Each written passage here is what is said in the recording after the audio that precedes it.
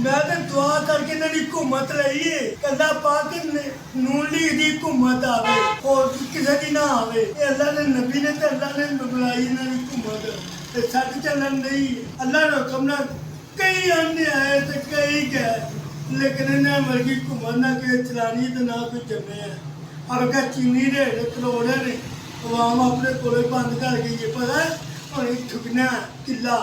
चल दिन और टूल नहीं चले दिन इनाम की छापे नहीं मिलवा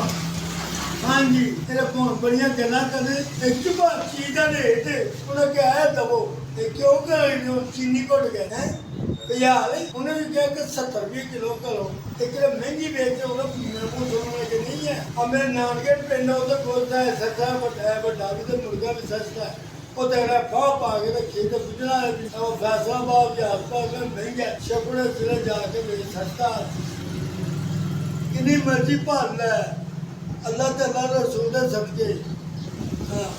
जो मर्जी कर ले देख के करना जिवें अगे करना है ਹੁਣ ਵੱਟ ਕਾਦਾ ਪੈਂਦੀ ਸਹੀ ਤਰ੍ਹਾਂ ਗੱਲ ਕਰ ਜਿਹੜੀ ਕਰਨਾ ਹੈ ਪਿਆ कर मैंने दुआ करके घूमत लाई तो अपने कोल लाई पे नाम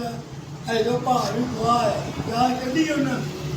ਜਿਵੇਂ ਅੱਗੇ ਝੋਲੀਆਂ ਚੁੱਕ ਚੁੱਕ ਕੇ ਦੁਆਵਾਂ ਪੈ ਦੇਣਾ ਦੇ ਨਾ ਹੁਣ ਸਹੀ ਗੱਲ ਪੂਰੀ ਕਰਨਾ ਅਗਲੇ ਨੂੰ ਕਿਸੇ ਨੂੰ ਸਮਝ ਲੱਗੇ ਕੀ ਸਮਝਣਾ